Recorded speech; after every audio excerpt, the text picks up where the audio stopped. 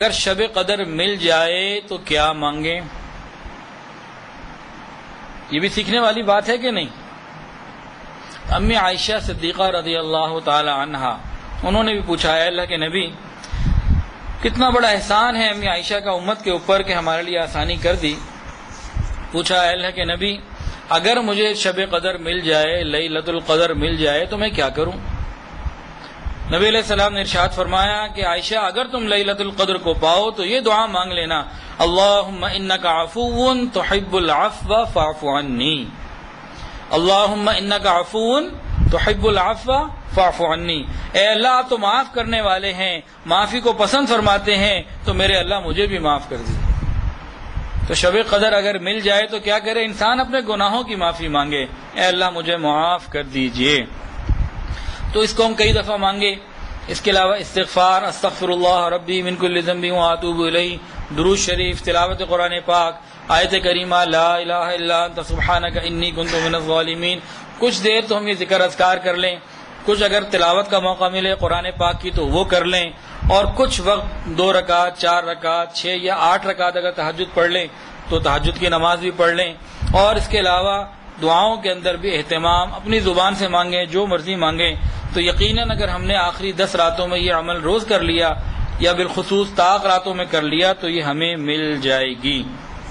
تو روزانہ آدھا پونا گھنٹہ یا 1 گھنٹہ لگا دینا آخری 10 دن، کوئی اتنا مشکل تو نہیں ہے. اور ملے گا کیا؟ 83 سال کی عبادت سے زیادہ. تو کوشش یہ کریں کہ ہم سحری اور افطاری دونوں میں دعاؤں کا اہتمام کریں. حضرت جی دامن برکاتہم فرماتے ہیں، کیونکہ حضرت نے نکتہ بہت جگہ بیان فرمایا کہ سحری کے وقت بھی دعائیں قبول حدیث میں آیا اور افطاری کے وقت بھی دعائیں قبول. فرمایا کہ اس وقت دعائیں مانگو خوب اللہ سے. حضرت اپنا تجربہ بتاتے ہیں کہ بہت سارے لوگوں نے رمضان کے بعد خط لکھا، اطلاع کی، فون کے ذریعے مختلف انداز سے بتایا کہ حضرت ہم نے سحری اور افطاری میں جتنی دعائیں مانگی، ہم نے ان میں سے کتنی دعائیں اپنی آنکھوں سے قبول ہوتے دیکھی. حضرت فرماتے ہیں کہ کتنے لوگ ایسے ہیں وہ ان کا یقین اتنا پختہ ہو چکا ہے، سارا سال رمضان کا انتظار کرتے ہیں، اپنی خواہشات، اپنی تمنائیں نوٹ کر کے رکھتے ہیں کہ سحری اور افطاری میں مانگنی ہے، کیونکہ وقت مانگنے کا ملے گا، وعدے ہیں قبولیت کے تو ملیں گے.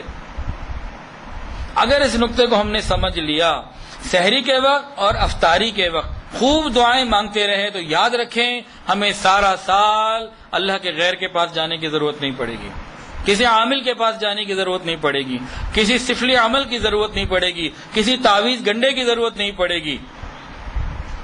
اگر ہم نے 1 مہینہ خوب اللہ سے لو لگا کے مانگ لیا، اپنی آنکھوں سے دیکھیں گے جو مانگا ہے آپ نے، کر کے دیکھ لیجئے، میری بات نہیں ہے میرے بھائیوں، بات تو اوپر سے آئی ہے.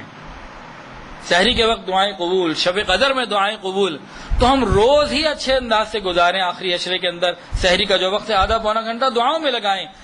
آپ لکھ کر رکھ لیجئے، اپنی آنکھوں سے اپنی زبان سے نکلی ہوئی دعاؤں کی قبولیت دیکھیں گے آپ. ہاں ساری کی ساری قبول ہو جائیں یہ بات نہیں ہو رہی، کچھ اللہ آخرت کے لیے رکھ لیتے ہیں، لیکن آپ اکثر و بیشتر دیکھیں گے کہ زبان سے نکلی ہوئی دعائیں قبول ہوں گی. اور یہ بات بھی ذہن میں رکھیں کہ کوئی انسان کسی حال میں بھی ہو، اللہ تعالیٰ کے در میں اللہ تعالیٰ کے ہاں فقیر ہی گنا جاتا ہے.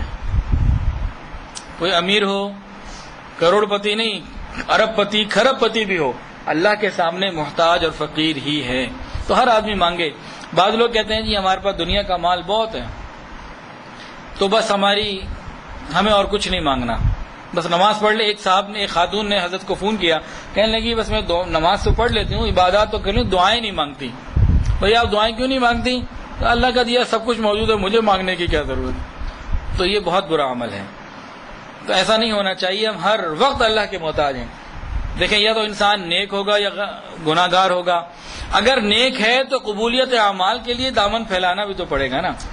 نماز بھی پڑھ لی، روزے بھی رکھ لیے، راتوں کو جاگ بھی لیے، سارا کچھ کر لیا، اب اعمال کی قبولیت کے لیے تو دامن پھیلانا پڑے گا. اس کی کوئی گارنٹی ہے کہ قبول ہو گئے؟ تو قبولیت کے لیے دامن پھیلانا ہے. اور اگر کوئی غریب ہے تو پھر اپنے لیے آسانیاں مانگے، کوئی تنگ دست ہے تو اپنے لیے آسانیاں مانگے. اور اگر امیر بھی ہے تو یہ تو مانگے نا اللہ آخر سانس تک میں آسانی سے ہی رہوں.